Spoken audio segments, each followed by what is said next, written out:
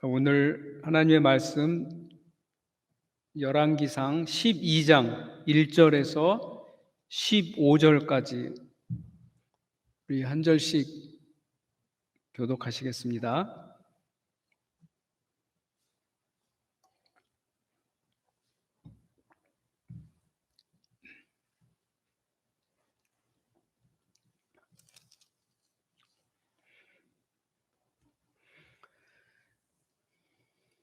제가 먼저 읽겠습니다. 르호보암이 세겜으로 갔으니 이는 온 이스라엘이 그를 왕으로 삼고자 하여 세겜에 이르렀음이더라.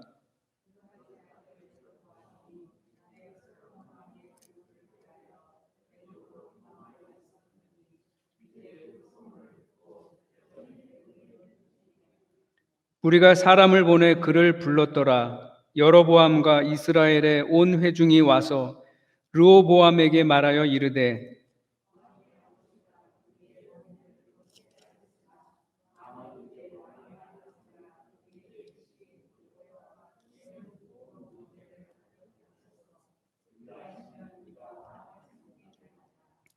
르호보암이 대답하되 갔다가 3일 후에 다시 내게로 오라 하매 백성이 가니라.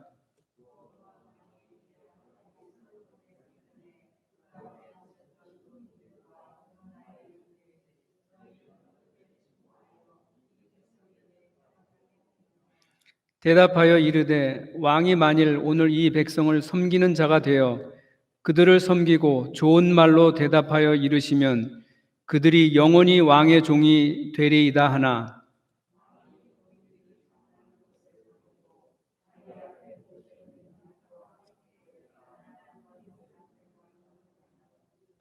이르되 너희는 어떻게 자문하여 이 백성에게 대답하게 하겠느냐?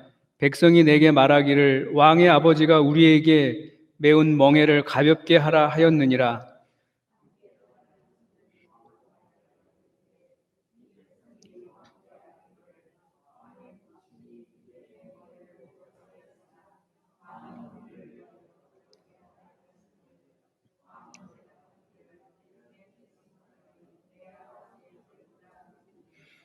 내 아버지께서 너희에게 무거운 멍에를 매게 하였으나 이제 나는 너희의 멍에를 더욱 무겁게 할지라. 내 아버지는 채찍으로 너희를 징계하였으나 나는 전갈 채찍으로 너희를 징계하리라 하소서.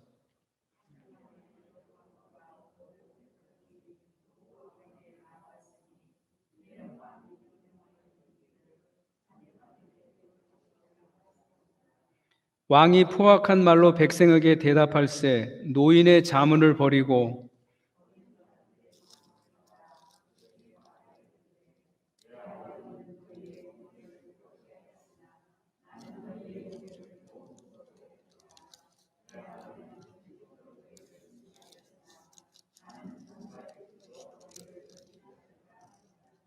15절 같이 읽겠습니다. 왕이 이같이 백성의 말을 듣지 아니하였으니 이 일은 여호와께로 말미암아 난 것이라. 여호와께서 전에 실로 사람 아히야로 느밧의 아들 여로보암에게 하신 말씀을 이루게 하심이더라. 아멘. 자, 이제 오늘로서 그 12번째 시간이 됐습니다. 지난주에는 그 솔로몬 성전에 대해서 좀 길게 말씀을 드렸고요. 그래서 이 솔로몬 성전, 그 다음에 스룹바벨 성전, 헤롯 성전은 그 이제 신약 성경 때도 이제 계속해서 연결이 되는 거고, 그리고 그 성경을 읽다 보면 이제 성전에 대한 이야기가 자주 나오는데, 그런 게 있을 때마다 여러분들이 그 솔로몬 성전을 기준으로 생각을 하시면 될 것 같습니다. 오늘은 그 뒤를 이어서 오늘 그 12장인데 이 12장 사건이 뭐냐 하면 솔로몬이 그 솔로몬 왕궁을 짓고 그다음에 성전을 지은 다음에 성전을 7년 동안 건축을 하고 그다음에 솔로몬 왕궁을 13년 동안 건축을 해서 20년 동안 그 건축의 이제 역사가 끝나고 나서 이 지난 시간에도 잠깐 말씀을 드렸지만 그 성전하고 왕궁에서 쓰는 그 비용이 만만치가 않습니다. 그래서 그 비용을 전국의 그 이스라엘 온 백성이 다 부담을 해야 되는데 기준을 어떻게 잡았냐면 이스라엘에 12지파가 있으니까 그 12지파가 돌아가면서 한 지파별로다 한 지파가 이번에는 그 비용을 담당하고 또 그 다음에는 또 다른 지파가 이렇게 해갖고 12지파가 돌아가면서 하게 했는데 그 중에 유다 지파만 빼고 나머지 11지파를 그렇게 하게 한 거죠. 근데 그 이스라엘 그 행정구역을 보면 북쪽에 10지파가 있고 남쪽에는 유다 지파하고 베냐민 지파 딱 2지파밖에 없었어요. 그러니까는 이스라엘의 그 인구 비례로 보나 그런 거 보면 어떻게 보면 북쪽 이스라엘이 더 사람들도 많고 어떻게 보면 세력도 더 큰데 이 사람들이 이제 안 좋은 마음을 품게 된 거죠. 그 중에 한 사람이 누구였냐면 여로보암. 이 여로보암이 원래 솔로몬 왕궁을 지을 때 거기서 굉장히 중요한 역할을 맡았던 사람인데 요 11장에서 보시면 그 아히야라고 하는 선지자가 하나님의 말씀을 받아서 예언을 하게 됩니다. 그래서 자기 옷을 12갈래로 찢은 다음에 그 10개를 네가 집어라. 그래서 10개를 집었을 때 아히야가 이야기를 하죠. 하나님께서 이스라엘에서 열 지파로 내가 다스리게 하게 하겠다고 하는 그런 예언을 하게 됩니다. 그래서 그것을 믿고 처음에 반란을 일으켰다가 솔로몬한테 쫓겨서 어디로 가게 됐냐면 이집트로다가 애굽으로다가 쫓겨가게 되죠. 그래서 솔로몬이 죽은 다음에 르호보암이 왕이 됐을 때 여로보암이 이집트에서 다시 올라오게 된 거예요. 올라오게 됐을 때 이제 이 12장이 시작이 되게 되는데 12장에 지금 오늘 우리가 읽었던 내용이 뭐냐면 그 북쪽에 10지파하고 남쪽에 2지파가 있었는데 이 르호보암은 솔로몬의 아들 르호보암은 남쪽의 이 2지파에게는 상당히 인정을 받았는데 북쪽의 10지파들에게는 사실 그렇게 인정을 받지 못했어요. 그래서 그 당시에 르호보암이 왕이었을 때의 북쪽의 수도가 어디냐면 세겜이었습니다.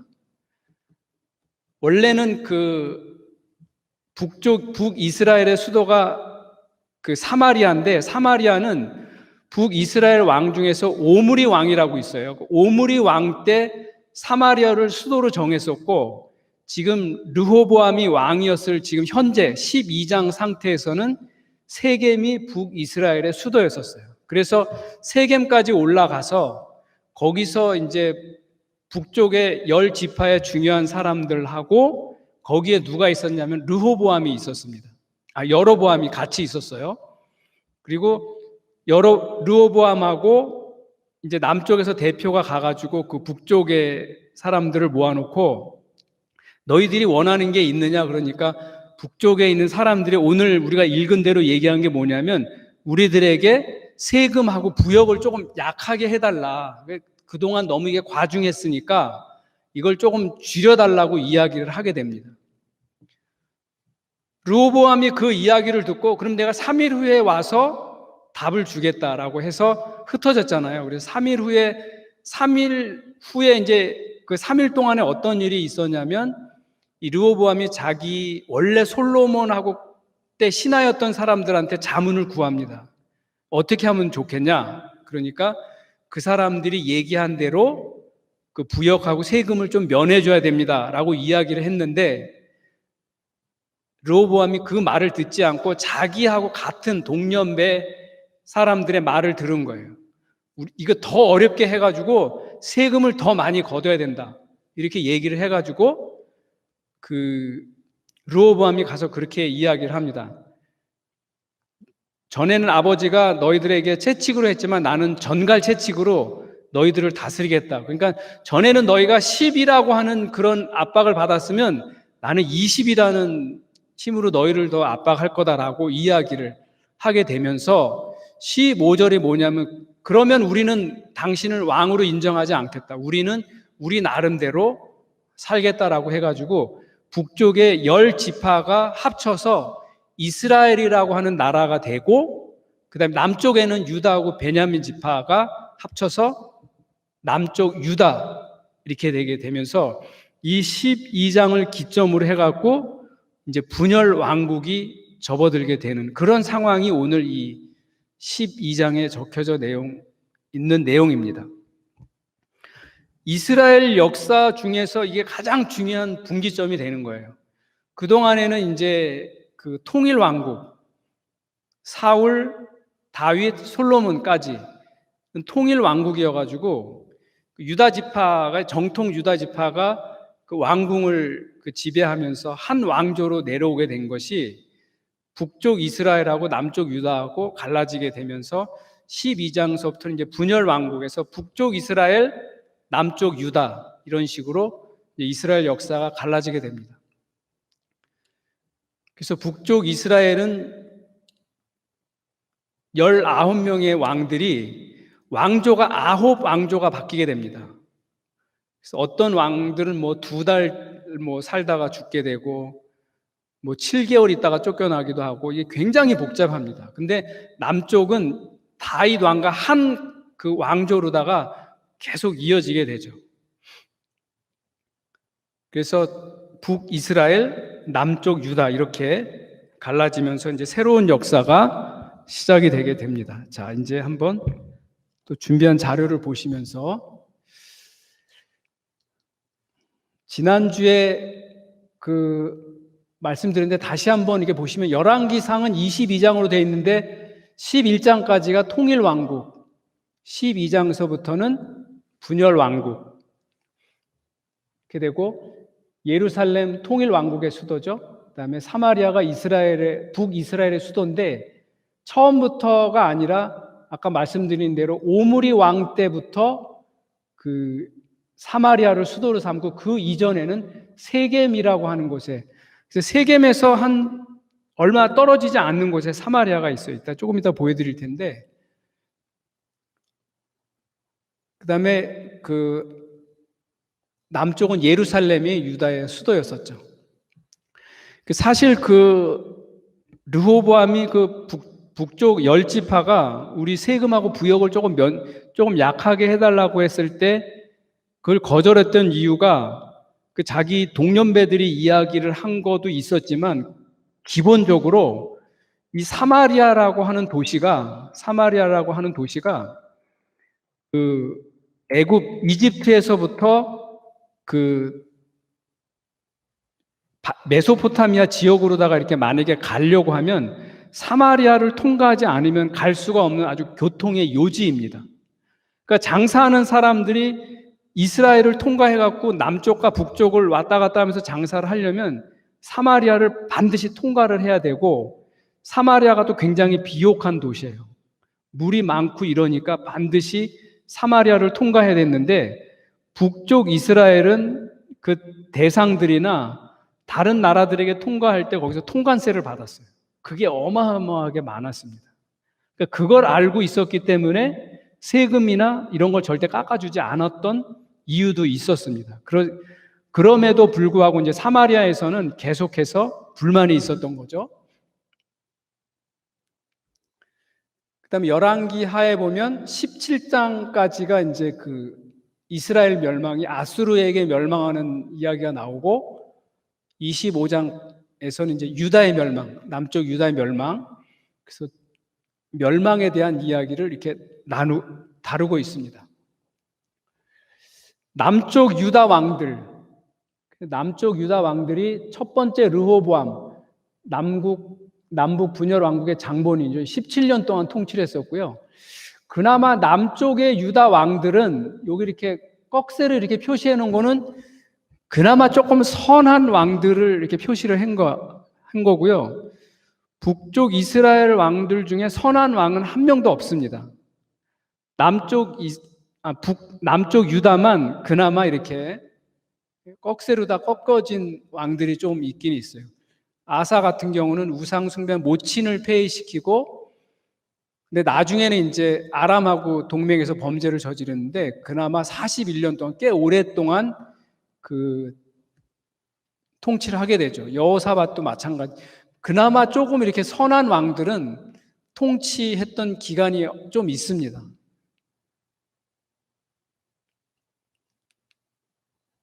그다음에 요아스, 아마샤, 우시야, 요담, 히스기야 이 사람들은 그나마 조금 그 선한 왕들, 그 중에 제일 그 선한 왕이 히스기야였었죠. 근데 히스기야도 나중에 하나님의 말씀을 안 들어서 결국엔 이제 이쪽에 그 바벨론의 멸망의 예언을 듣게 되는 거죠. 29년 동안 통치를 하게 됩니다. 열왕기 하 쪽에 가서 조금만 더 이 사람들에 대해서 이야기를 하겠습니다. 지금 이렇게 말씀을 드리면 기억하기도 어렵고, 그래서 남쪽은 요시야, 여호아스, 여호야김, 시드기야 때 남쪽이 이제 멸망을 해서 바벨론으로 이제 끌려가는데, 눈이 뽑힌 채로 시드기야는 바벨론에 끌려가게 되죠. 왕족들은 그 전쟁이 없을 때는 편하게 살았지만 전쟁이 나면 사실 굉장히 이렇게 비참한 그런 상황에 놓이게 되죠. 누린 만큼 더 책임이 큰 겁니다.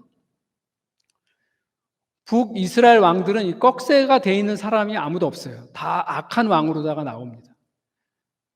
그 여로보암 1세가 북이스라엘의 창시자고 우상 숭배 장려 정책 시도. 그래서 이 여로보암이 우상을 갖다 만들어 가지고 어떤 왕들의 모범이 됐냐면 악한 왕의 모범이 된 거예요. 그래서 그 북이스라엘 왕들에 대한 기록을 보면 느밧의 아들 여로보암의 길처럼 행했다라고 하는 것이 반복적으로 나옵니다. 그만큼 이 여로보암이 굉장히 악한 일을 했어요.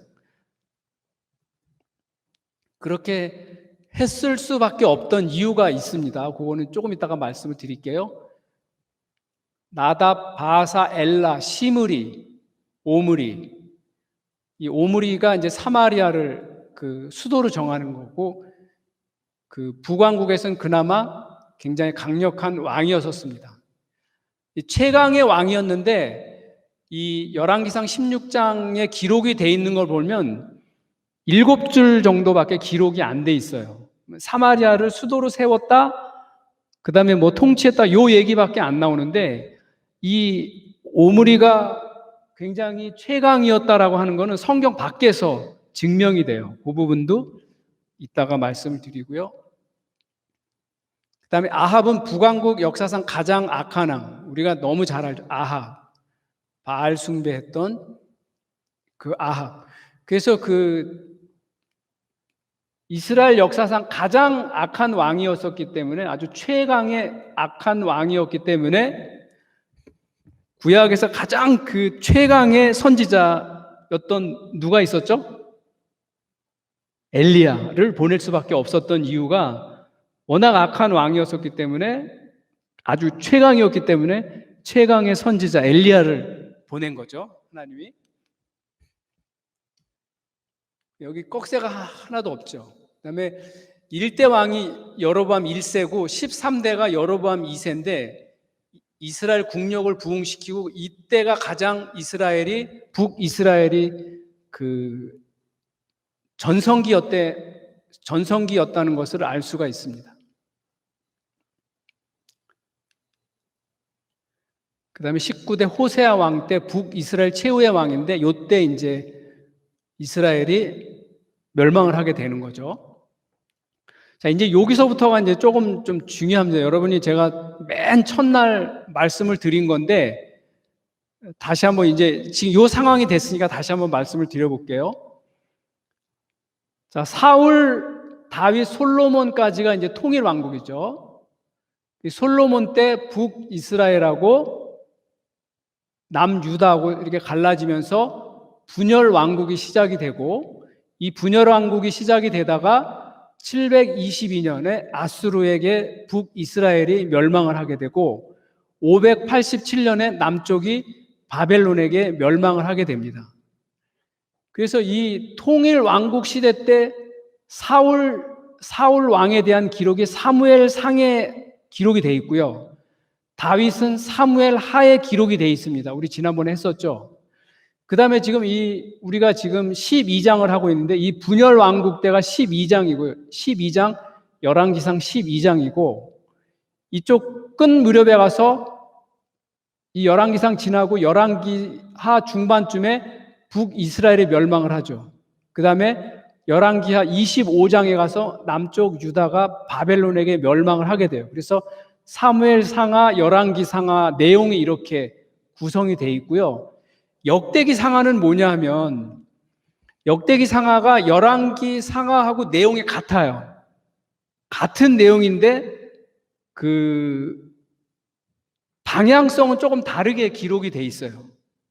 그래서 이 역대기상은 사무엘하에서 다윗에 대한 내용이 돼 있는데 역대기상은 다윗에 대한 이야기밖에 나오지 않습니다. 그래서 그 역대기상은 다윗에 대한 이야기가 사무엘하고 내용이 거의 비슷하고 역대기하는 열왕기하는 남쪽 왕들하고 북쪽 왕들이 번갈아 가면서 기록이 되어 있는데 역대기하는 이 열왕기하에서 북쪽 이스라엘 왕들을 제외한 남쪽 유다에 대한 왕들에 대한 기록만 가지고 있습니다. 요게 다른 점이에요. 첫 번째 다른 점은 그 북쪽 이스라엘 왕들을 제외하고 기록한 게 다른 거고 두 번째 다른 것은 뭐냐 하면 기록이 된 시기입니다. 열왕기상하는 언제 기록이 되냐면 남쪽 유다가 바벨론에게 멸망을 해서 바벨론으로 포로로 돼서 갔을 그 당시에 열왕기상하가 기록이 돼요. 그래서 열왕기상하에서는 나쁜 건 나쁜 거대로, 좋은 건 좋은 건대로 기록을 하지만 나쁜 것에 대한 것에 하나님의 징벌을 굉장히 강하게 기록을 해놨어요. 열왕기상하는.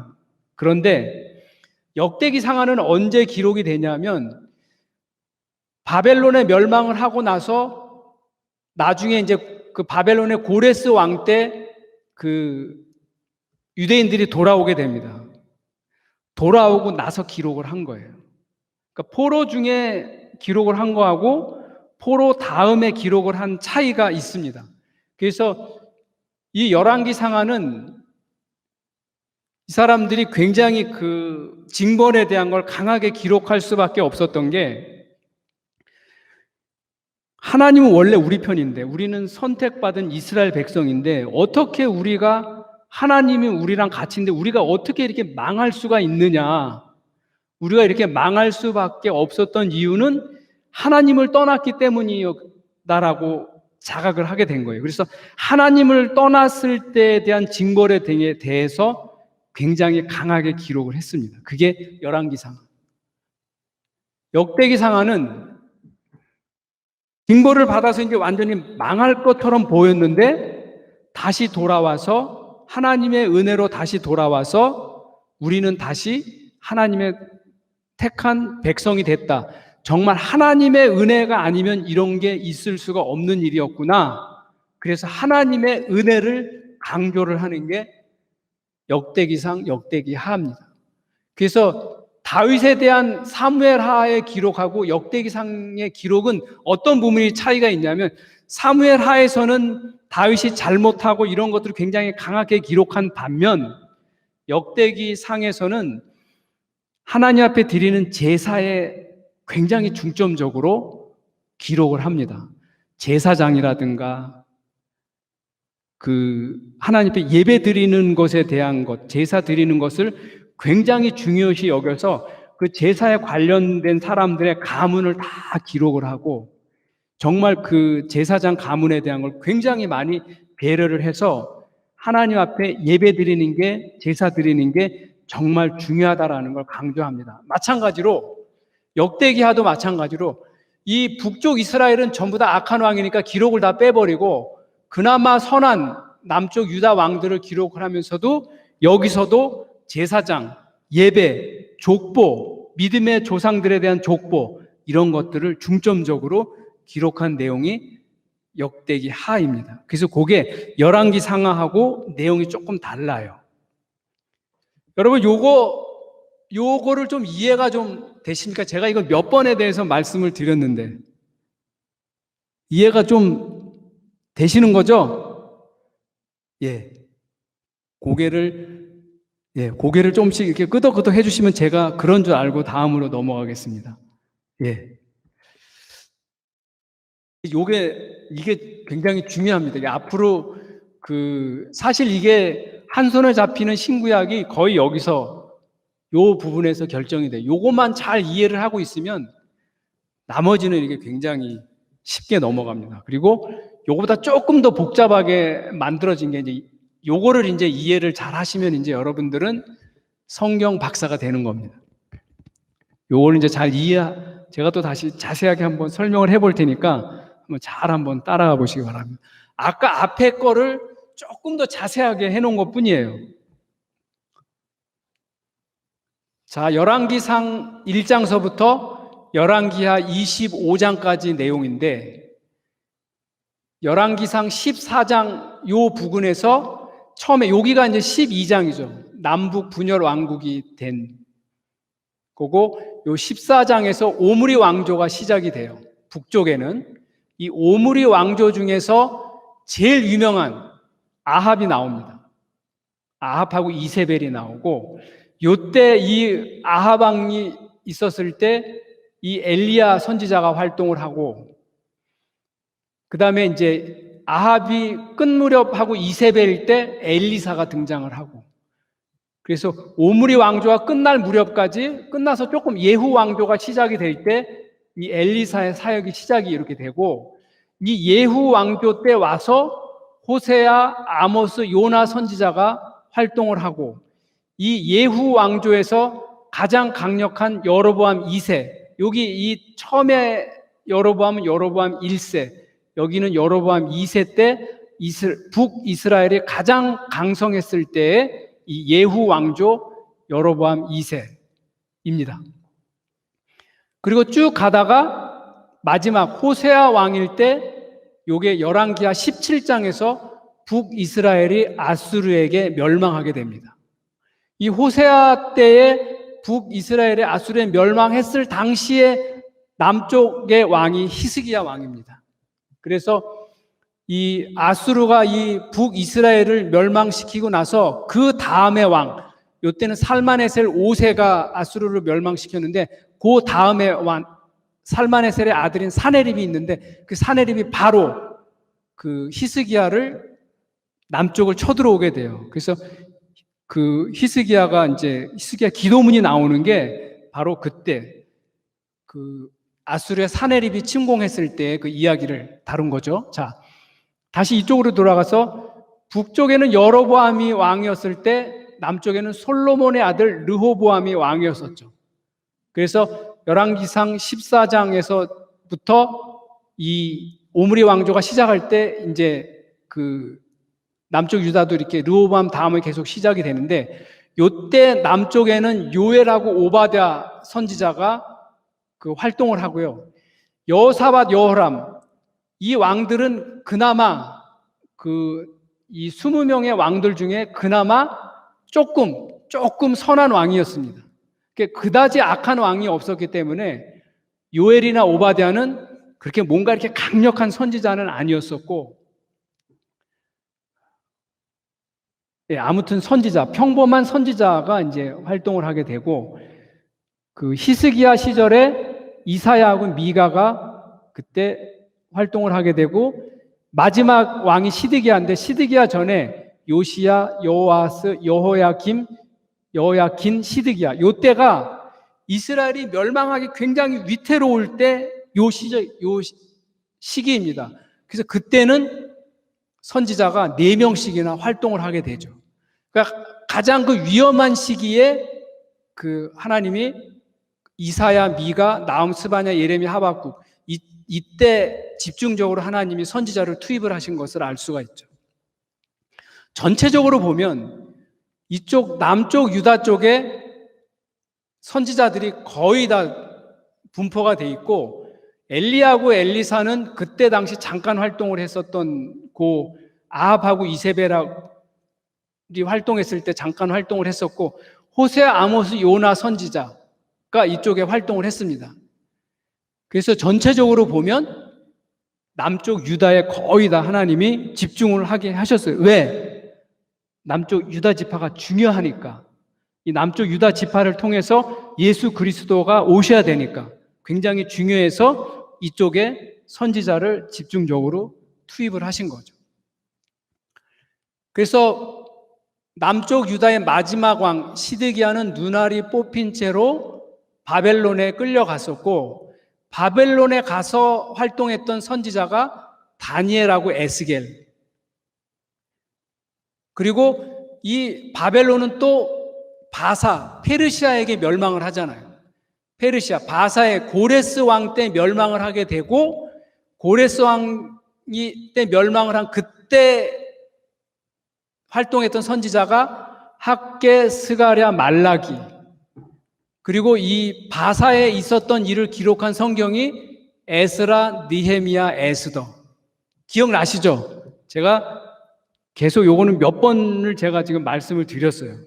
그래서 이 지도를 보시면 이렇게 열왕기하 25장까지가 여기까지가 사실을 기록한 거고, 그 다음에 바벨론에 있을 때 다니엘하고 에스겔이 활동을 했었고, 그 다음에 이제 페르시아, 바사에 멸망했을 때에 학개, 스가랴, 말라기가 있었고, 그때 당시에 기록된 성경이 에스라, 느헤미야, 에스더가 있는데, 이 바사 다음에 바사를 멸망시킨 나라가 누구냐면 알렉산더. 기억나시죠? 알렉산더가 페르시아를 멸망시키고 이제 중동 지방, 이쪽 이스라엘을 중심으로 해서 바벨론, 지금 현재 이란 이쪽에는 전부 다 어떤 시대가 되냐면 헬라 시대가 됩니다. 헬레니즘 문화라고 하는 게 이때서부터 시작이 된 거예요. 그래서 알렉산더가 또 통치를 하다가 이쪽은 또 누구에게 넘어가냐면 알렉산더가 로마에게 멸망을 하죠. 그래서 로마에게 멸망을 하고 로마가 이스라엘을 지배하게 되고, 그때 이스라엘을 다스리던 암몬의 왕이었던 헤롯이 이스라엘을 통치를 하면서 예수님 시대가 이제 오게 되는 거죠. 그래서 말라기 선지자 이후에 400년 동안 종교적 암흑기가 있다가 신약 시대가 시작이 되는 거잖아요. 이렇게 신약 시대가 시작이 됩니다. 에스라, 느헤미야는 학사 에스라, 느헤미야는 선지자인데, 처음에 고레스 왕 때 이쪽 페르시아에 바사에 있던 유대인들이 1차로다가 귀환을 하게 되죠.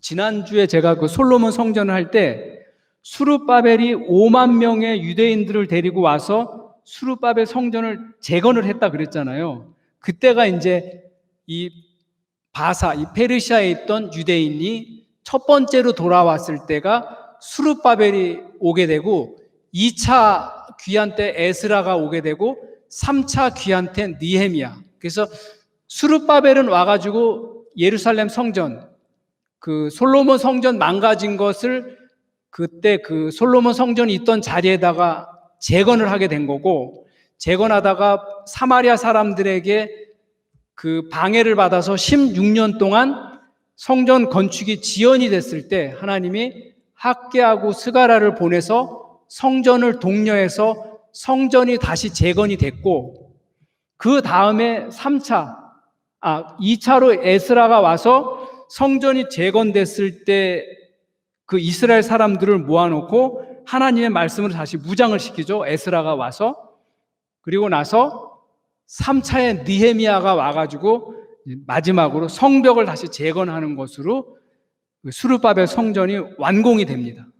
완공이 된 수르바벨 성전이 BC 63년 로마의 폼페이 장군에 의해서 완전히 무너져 내린 것을 AD 19년에 헤롯이 다시 성전을 짓게 되는 거죠. 그게 3차 성전이라고 제가 지난주에 말씀을 드렸습니다. 그렇게 해가지고 핫게스가라 말라기로 해서 끝나고 중간기를 겪어서 예수님이 오실 당시까지 이게 그대로 유대인들이 계속 이어지게 되는 거예요. 북쪽 이스라엘은 아수르에게 멸망을 했는데 이 아수르에 멸망한 북쪽의 이스라엘 사람들이 나중에 결국에는 이 아수르도 결국 바벨론에게 같이 멸망을 하거든요. 그러니까 남쪽 유다를 멸망시키기 위해서는 북쪽을 통과해서 와야 되기 때문에 그때 남쪽 유다가 멸망하는 시기에 아수르도 바벨론에게 같이 멸망을 했어요. 근데 아수르가 멸망하기 전에 이스라엘 사람들에 대한 정책을 어떻게 폈냐면 혼혈 정책을 쓰게 한 겁니다.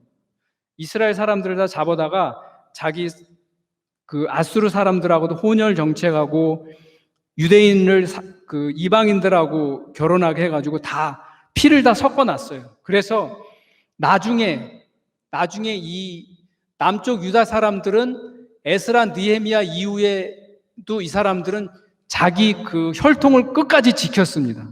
그래서 정통 유대인이라고 하는 사람들이 지금도 그 사람들은 자기네들이 정통 유대인이라고 하는 게 남쪽 이 유다 지파에 속한 사람들은 자기 혈통을 계속 지켰기 때문에 북이스라엘에 있던 사람들을 짐승만도 못한 사람으로 취급하게 된 게 바로 이런 이유에서였던 것을 알 수가 있죠.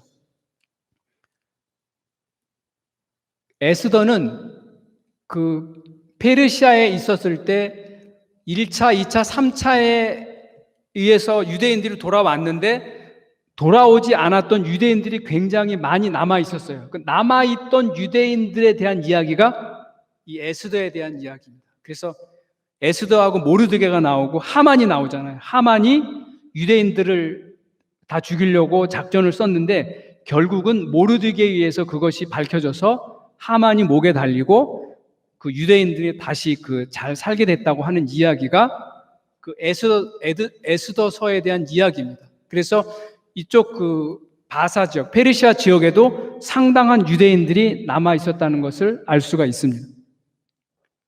자, 요 내용을 잘 이해하시겠죠? 예, 요게 굉장히 중요한 내용입니다. 그래서 바벨론에게 멸망했을 요 시기에 열왕기 상하가 기록이 된 거고요. 이 에스라 느헤미야에 의해서 그다음 수르바벨에 의해서 1차, 2차, 3차에 의해서 돌아온 유대인들이 성전을 재건하면서 역대기상, 역대기하를 기록을 하게 된 거예요. 그래서 시기적으로도 다르고 그 사람들의 마음도 완전히 바뀌었기 때문에 역사를 보는 관점이 달라진 거죠. 그래서 열왕기상하는 굉장히 단죄적이고 이게 강렬했다고 하면 역대기상하는 굉장히 부드럽고 하나님의 은혜 중심이었다라는 것을 알 수가 있어요. 그래서 우리가 신앙생활 하면서도 뭔가 율법에 충만하면 굉장히 이렇게 사람이 강렬한데 그거 말고 거기를 한 단계 뛰어넘으면 그때부터 하나님의 은혜를 이야기를 하기 시작하면 사람이 굉장히 부드러워집니다. 그래서 신학교에서는 이것을 역대기 신학, 신명기 신학이라고 얘기해요. 신명기 신학은 열왕기 상하에 있는 그런 것을 신명기 신학이라고 얘기하고 역대기 상하는 역대기 신학이라고 얘기해요. 그래서 신명기 신학은 굉장히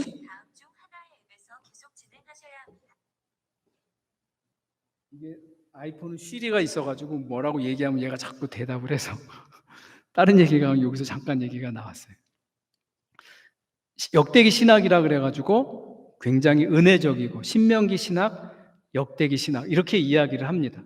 그래서 그게 조금 구분이 되는데 그래서 여러분들도 지금 현재 어느 위치에 와 있는지 여러분들이 아마 다 판단하실 수 있을 것 같아요.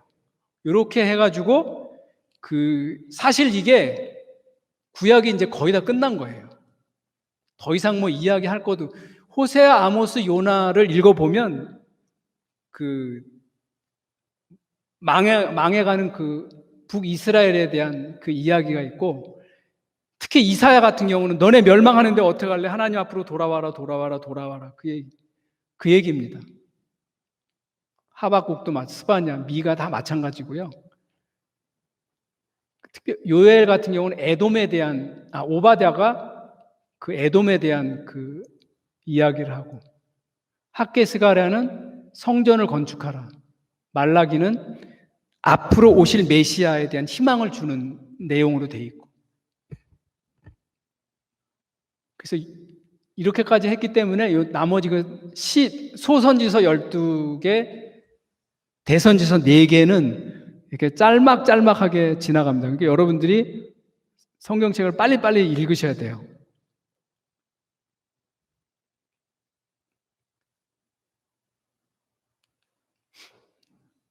여기가 사마리아 그 유적이 있는 데인데, 사마리아에서 보면 세겜이 바로 보입니다. 그 세겜, 여기서 봤을 때, 이쪽에서 사마리아에서 봤을 때 그리심산은 이쪽이고 에발산은 이쪽이에요. 그래서 지난번에 이 사진 한번 본 적 있죠. 세겜에서 보면 그리심산하고 에발산이 보이고, 사마리아는 이쪽에 있는 거죠. 세겜이 여기가 그 오므리 왕조 전까지는 북이스라엘의 수도였었죠. 그래서 이 세겜에 그 여호수아가 그 애굽에서 나올 때 요셉의 그 유고를 가지고 나와서 이쪽에다가 묻어놨던 데가 바로 이 세겜 지역에 있습니다. 그래서 지난번에 이거 보셨잖아요. 여기 보면 12장이죠. 르호보암이 세겜으로 갔으니 이는 온 이스라엘 그를 왕으로 삼고자 하여 세겜에 이르렀더라. 그래서 이 세겜에 와가지고 그 세겜 회의를 통해서 오늘 읽었던 12장 1절에서 15절까지가 바로 그 얘기, 아까도 말씀드렸죠.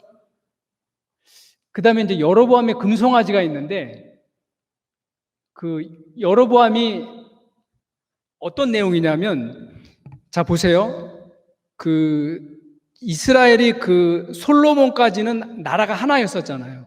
나라가 하나였어서 사울, 다윗, 솔로몬까지는 이스라엘 전체가 남쪽 북쪽 할 것 없이 전체가 솔로몬한테 집중이 되다가 솔로몬이 죽고 나서 아직은 르호보암에게 온 이스라엘이 다 이렇게 집중을 해 있는 상태예요. 그런데 12장에 와서 서로 이렇게 분열이 돼가지고, 그래 그럼 니네는 니네대로 우리는 우리대로 해서 나눠졌는데, 여로보암이 북이스라엘의 왕이 갑자기 됐잖아요. 이 사람이 무슨 왕족이거나 그런 건 아니에요.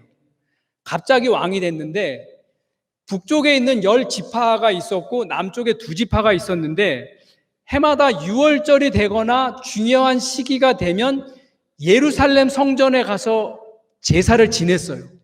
그러니까 북쪽에 있는 사람도 다 예루살렘으로 내려오고 남쪽에는 가까우니까 예루살렘에서 제사를 드리는데, 여로보암이 갑자기 북이스라엘의 왕이 됐으니까 이거 조금 있다가 절기가 되는데 북쪽에 있는 사람들이 다 남쪽으로 내려가서 예루살렘에 가서 제사를 드리면 전부 다 솔로몬, 르호보암에게 가지 않겠느냐, 그 얘기입니다. 이게 그의 마음에 스스로 이를 나라가 이제 다윗의 집으로 돌아가리라. 만일 이 백성이 예루살렘에 있는 여호와의 성전에 제사를 드리고자 하여 올라가면 이 백성의 마음이 유다 왕된 그들의 주 르호보암에게로 돌아가서 나를 죽이고 유다의 왕 르호보암에게로 돌아가리라. 걱정을 하는 거예요. 그러니까 이 여로보암이 다른 거는 다 북이스라엘의 마음을 얻었는데, 정치적으로는 마음을 얻었는데 종교적으로는 인정을 못 받은 거예요. 그래서 이 여로보암이 생각한 게 단하고 베델에다가 제단을 만들어서 거기다 금송아지를 만드는 거예요. 금송아지를 만들어서 앞으로 북쪽에 있는 10지파는 무조건 단하고 베델에 있는 이 금송아지를 가서 그 제사를 드려라라고 이야기를 한 겁니다. 그래서 그거를 강제적으로 하기 위해서 굉장히 처절하게 이스라엘 사람들을 다스린 거예요. 그래서 그게 얼마나 악했는지 앞으로에 나오는 모든 북이스라엘 왕 중에 나쁘다라고 하는 표현은 느밧의 아들 여로보암의 악을 따라했다, 이렇게까지 될 정도로다가 그 여로보암이 굉장히 이걸로 인해 가지고 굉장히 악한 일을 하게 된 겁니다. 그 내용이 바로 12장 25절에서 29절까지예요. 하나는 베델에 두고 하나는 단에 둔지라가 그 이야기입니다. 조금 빨리 해야 될 것 같은 느낌이 들어요. 이제 중요한 얘기는 거의 다 했어요. 중요한 얘기는 거의 다 했고, 그래서 단이 이 이스라엘 중에 맨 끝에입니다. 베델은 북쪽 이스라엘 중에 거의 끝부분, 그래서 단에서 베델까지는 이스라엘 전체를 아울러서 이쪽에 있는 사람들은 이쪽 베델로 와서 금송아지를 하고, 요 위에 있는 사람은 단에 가서 이렇게 하고, 유다 지파, 그러니까 나중에 베냐민 지파는 그렇게 많지 않기 때문에 유다 지파하고 같이 합해지게 돼요. 그래서 유다로다가 우리가 이야기를 하게 됩니다. 거기는 예루살렘에 가서 늘 드리던 대로 하나님께 제사를 드리게 된 거죠. 그래서 단에 가보면 이게 텔단이라고, 지금은 텔단입니다. 텔은 제가 지난번에 한번 말씀을 드렸죠. 그래서 이렇게 유적이 있습니다. 그때 당시에 그런 유적의 흔적들이 여기 텔단에 있고, 텔단이 굉장히 중요한 이유가 있어요. 열왕기상 19장 15절에 보면 여호와께서 그에게 이르시되 할 때 그는 누구냐면 엘리야입니다.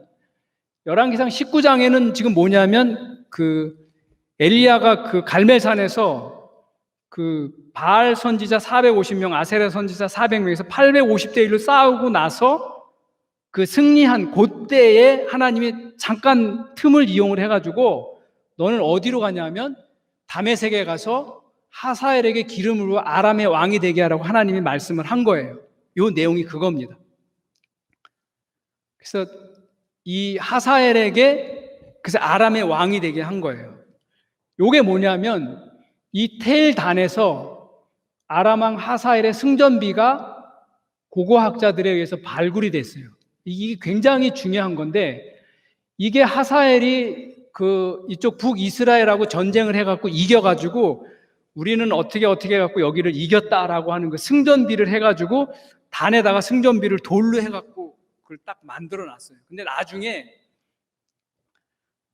북쪽 이스라엘이 강성해질 때 이 아람을 몰아내고 나서 이 텔단까지 와가지고 이 하사엘이 진 승전비를 다 깨트려가지고 땅바닥에다 그냥 이렇게 깔아놓은 건데, 이게 나중에 고고학자들에 의해서 발굴이 돼서 이것을 해석을 했습니다.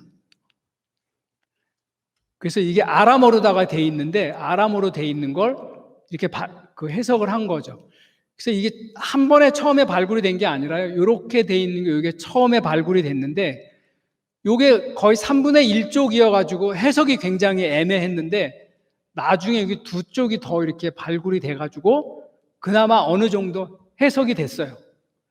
거기 보면 나의 아버지는 전쟁하기 위해 출정했다. 나의 아버지는 그들을 대항해서 싸우다가 쓰러졌고, 이스라엘 왕이 나의 아버지 땅 케뎀에 쳐들어왔다. 이렇게 있다가 여기 보면 나는 아합의 아들 이스라엘 왕 요람을 죽였다. 그리고 나는 죽였다. 이게 그리고 나는 이게 잘 이어지지 않는 게 이 부분 때문에 그래요. 깨져서 없어진 부분들. 그 다음에 다윗 집의 여호람의 아들 아하시야 후를, 그리고 나는 그들의 도시를 무너뜨리고 그들의 땅을 황폐하게 했다 하면서 이 다윗의 집이라고 하는 게 이 비석에 기록이 돼 있는 게 발굴이 된 거예요. 이게 발굴이 되기 전까지는 고고학계에서 어떤 일이 있었냐면, 성경에는 다윗 왕에 대한 이야기가 있는데 성경 밖에서는 다윗 왕에 대한 이야기가 하나도 발견이 되지 않았어요. 그래서 이 성경책이 그냥 다윗 왕 이야기를 쓴 거다라고 고고학자들이 이야기를 했었는데, 이게 발굴이 됨으로써 다윗에 대한 이야기가 거짓말이 아니었다라고 한 게 실제적으로 이게 알려지게 된 결정적인 계기가 된 게 이 비석이에요. 굉장히 고고학에서는 굉장히 중요한 거죠. 그래서 아까 제가 이렇게 요 부분, 여기 이렇게 약간 흰색으로 돼 있죠. 요 부분이 다윗의 집이라고 하는 이 아람어입니다. 물론 이게 약간의 고고학적으로 논란의 여지는 있지만 전체 고고학자들의 공통된 의견, 대세인 의견은 이게 다윗의 집이다라고 하는데 이견이 없습니다. 텔단에서 발굴이 된 거고요. 그 다음에 열왕기상 14장, 르호보암이 이집트로다가 피난을 했었다 그랬잖아요. 그때 왕이 이집트 왕이, 애굽 왕이 누구였냐면 시삭이었어요. 그게 열왕기상 14장 25절에 르호보암 왕 제5년에 애굽의 왕 시삭이 올라와서 예루살렘을 치고, 이 애굽 왕 시삭이 성경에 구체적 이름이 언급된 최초의 이집트 왕입니다. 대개는 애굽에서 쳐들어왔다 하고 누가 쳐들어온 건 왕에 대한 이름이 없었는데 유일하게 이 시삭에 대한 이름이 여기 기록이 됐어요. 이게 얼마나 중요하냐면, 이게 이집트도 이스라엘하고 이집트에 대한 관계가 성경에는 기록이 되어 있는데 성경 외적으로 기록이 없었어요. 근데 성경 외적의 기록 중에서 유일하게 이 시삭이 기록이 됨으로써 이 시삭은 이집트 왕의 기록에 이게 공식적으로 기록이 나와 있어요. 그게 그 왕이 와서 이스라엘을 쳤다라고 하는 게 굉장히 중요한 거죠. 그래서 성경 외적으로 이스라엘하고 이집트하고 그런 일이 있었구나라는 게 증명이 된 거예요. 근데 이 시삭이 영어로는 이렇게 보면 시삭이라고 읽을 수 있는데, 이게 이집트어로다가 읽으면 이게 쉐숑크라고 읽어요. 쉐숑크. 발음이 굉장히 어려운데 쉐숑크 1세입니다. 이게 이집트 왕족에 보면 쉐숑크 1세로 나와 있고, 그게 시삭 왕이에요.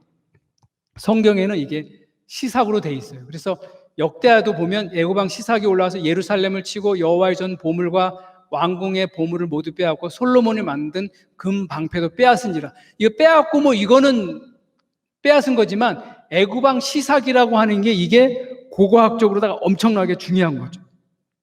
그래서 이집트에 가면 룩소라고 하는 데가 있어요. 룩소.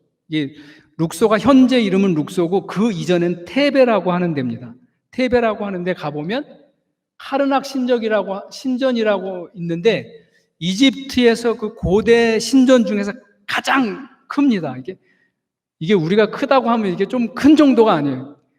어마어마하게 크고 가면 입이 딱 벌어져서 이게 입이 다물어지지 않을 정도로 어마어마하게 큰 신전이 있어요. 그게 카르낙 신전인데, 그 카르낙 신전이 이런 기둥이 있잖아. 이런 기둥이 제일 높은 게 36m예요. 36m. 우리가 여기에 요 바닥에서 위에까지가 7.5m 정도밖에 안 돼요. 이게 굉장히 높아 보이죠. 근데 36m는 이게 어마어마하게 높은 거예요. 그런 기둥 포함해가지고 이런 기둥이 136개가 있어요. 136개. 직접 가서 보시면 입이 다물어지지 않습니다.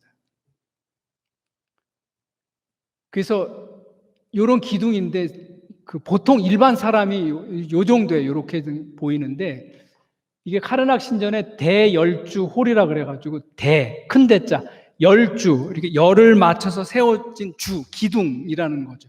이런 게 136개가 이렇게 쫙 진짜 카메라로 이게 담겨지지가 않아요. 한 번에 담겨지지가 않아요. 그래서 이런 사진을 찍을 때는 다 이렇게 왜곡이 되게 찍어요. 한 카메라 하나로 이게 촬영이 되지 않기 때문에.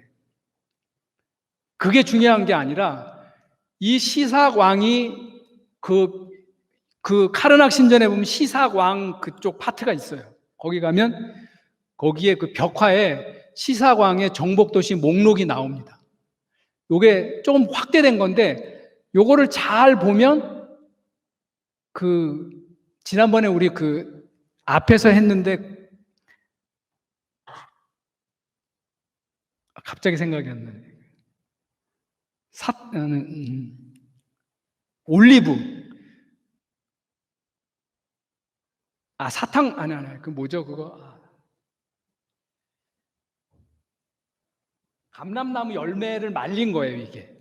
감람나무 열매가 아니라, 뭐라 그랬지? 갑자기 생각이 안 나는데, 그 열매, 종려나무 열매가 굉장히 달거든요. 그 열매 모양이 이런 식으로 되어 있습니다. 그래서 이 이집트 그 정복한 도시마다 이렇게 표시를 했는데, 요게 158개가 이렇게 돼 있어요. 그래서 요거를 확대를 해보면 조금 더 이렇게 크게 보이죠. 이렇게 돼 있는 거는 이게 훼손이 돼갖고 다 이렇게 메꿔 놓은 거예요.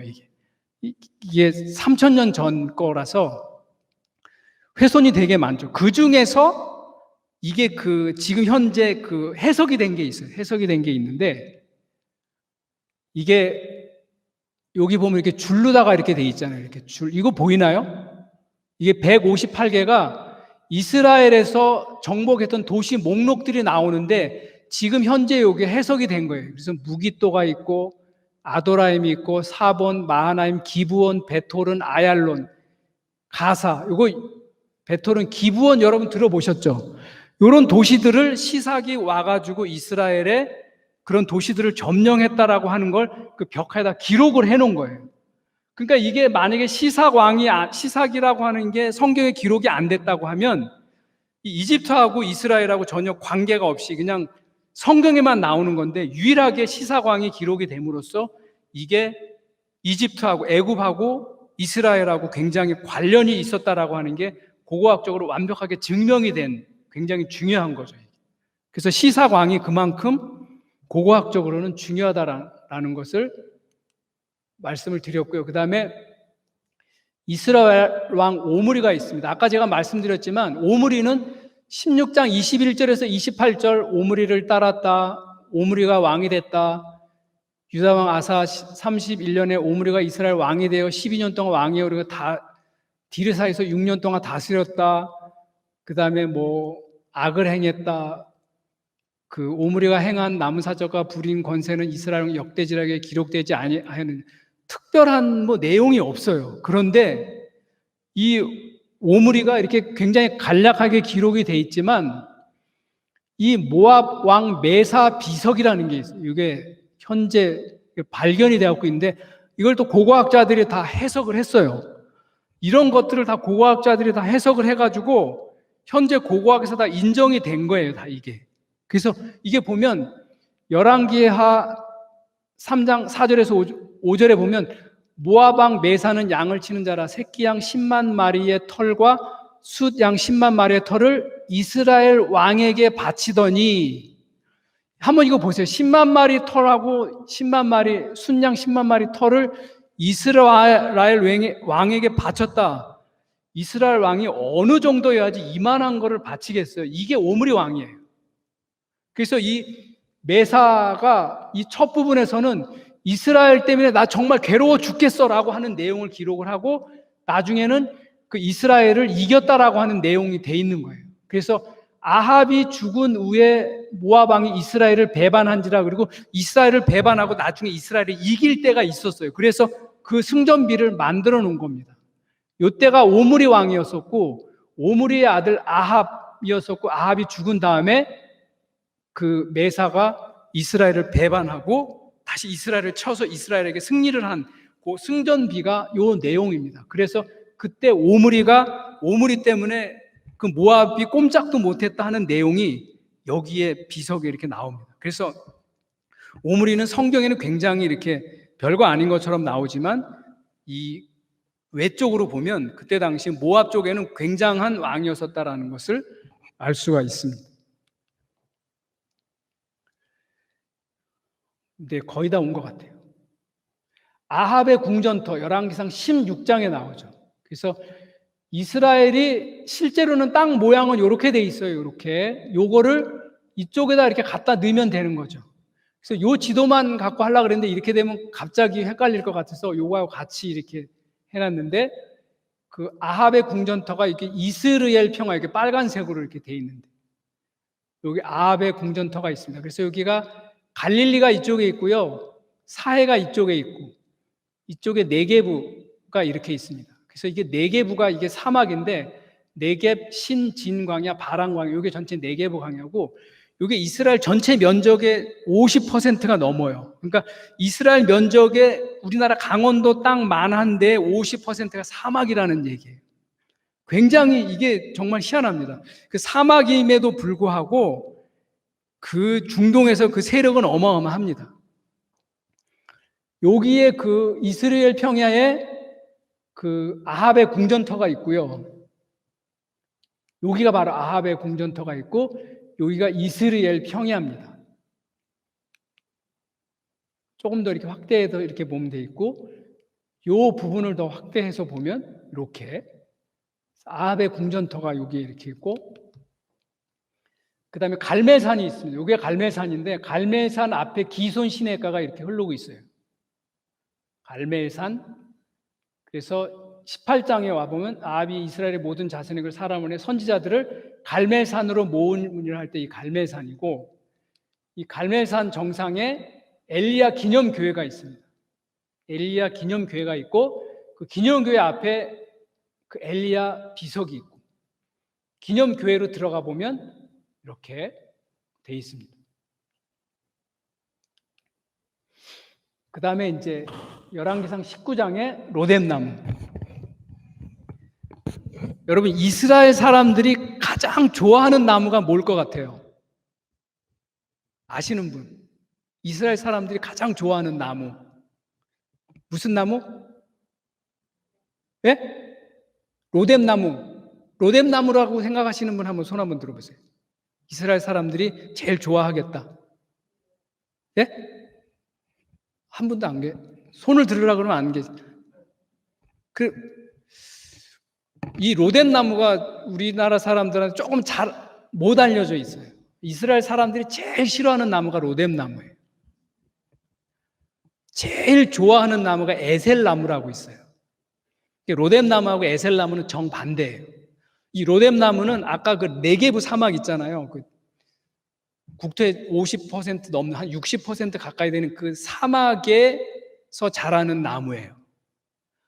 요 크기가 1m가 안 돼요, 채. 사람이 가서 보면 사람보다 더 이렇게 작고, 진짜 많이 자란 거는 한 사람 키 정도 되고, 대부분 다 이렇게 가시덤불, 떨기나무 이런 게 다 그 로뎀나무라고 돼 있는 그 로뎀나무입니다. 그래서 이스라엘 민족에게 있어서 최악의 상황, 더 이상 생각하기 싫은 최악의 상황을 표현할 때를 뭐라고 표현하냐면 로뎀나무 아래에 있었다라고 이야기를 합니다. 그만큼 로뎀나무는 이스라엘 사람들이 제일 싫어하는 나무. 그러면 왜 그 엘리야는 로뎀나무 밑에 가서 이렇게 쉬었을까? 자기가 엘리야하고 진짜 850대 1로 싸워가지고 엄청나게 승리를 했음에도 불구하고 이기자마자 어디로 쫓겨갔어요? 광야로 쫓겨갔어요. 이세벨에게 쫓겨가고 거의 죽게 생겼거든. 그러니까 엄청나게 이게 승리하다 갑자기 그 아골골짝 빈드레도까지 하여튼 그 최악의 상황에 몰린 거예요. 그 최악의 상황에서 하나님한테 표현할 수 있는 방법이 로뎀나무 밑에 가는 거예요. 그래서 하나님, 나 지금 최악의 상황에 이제 와 있으니까 차라리 나를 죽여주십시오라고 한 고백이 바로 이 로뎀나무 아래서 고백을 한 겁니다. 그래서 이스라엘 사람들이 제일 좋아하는 거는 여기에 보면 이게 에셀나무라고 있어요. 에셀나무는 나무 기둥이 이런 나무가 있어가지고 그늘이 만들어지고 여기에 새벽에 또 이슬이 맺히고 이 물이 여기서 있을 수 있기 때문에 이 사람들은 최고의 풍요로움, 행복함, 뭐 이런 부유 이런 것을 상징할 때 에셀나무를 쓰고, 나 지금 진짜 아주 미치겠어, 진짜 나 아주 최악이야, 이걸 로뎀나무로 표현을 하는 겁니다. 그런데 이 로뎀나무가 정말 중요한 게 있어요. 로뎀나무 아래서 엘리야에게 하나님이 나타나신 거예요. 그래서 우리가 정말 인생의 최악에 걸을 때 의미를 어디서 찾아야 되나? 하나님을 만나는 것에 의미를 찾아야 돼요. 그래서 로뎀나무는 우리에게 그렇게 중요한 겁니다. 외형적으로는 최악인 거지만 여기에서 하나님을 만나면 다시 우리는 하나님이 떡과 포도주도 갖다 주고 잠도 재워주시고, 그래서 다시 엘리야가 거기서 힘을 얻을 수 있게 됐잖아요. 그것처럼 이런 상황에서 하나님을 만나면 이 로뎀나무는 내 인생에서 가장 중요한 장소가 되는 거죠. 그래서 제 이메일 주소가 로뎀194예요.